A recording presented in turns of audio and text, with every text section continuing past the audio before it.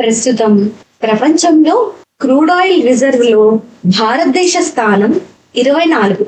కానీ ఇక ముందు అది మారబోతుంది. భారతదేశ ప్రజలందరికీ శుభవార్త.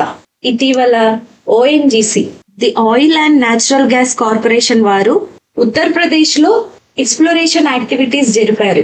దానిలో భాగంగా సుమారు 300 కిలోమీటర్లకి పైగా స్ట్రెచ్ అయ్యున్న క్రూడ్ ఆయిల్ రిజర్వ్ కనిపెట్టారు.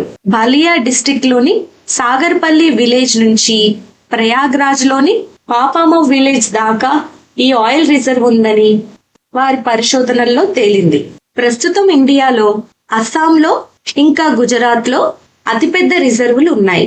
ఇంకా రాజస్థాన్, అరుణాచల్ ప్రదేశ్, ఆంధ్రప్రదేశ్, తమిళనాడు, నాగాలాండ్ లో కూడా కొన్ని రిజర్వులు ఉన్నాయి.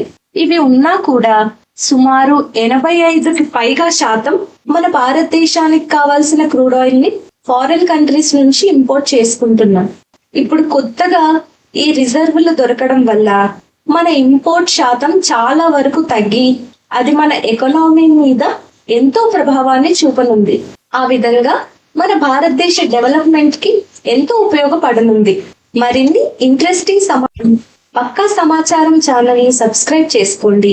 ఈ వీడియోని మీ ఫ్రెండ్స్ అండ్ ఫ్యామిలీకి షేర్ చేయండి.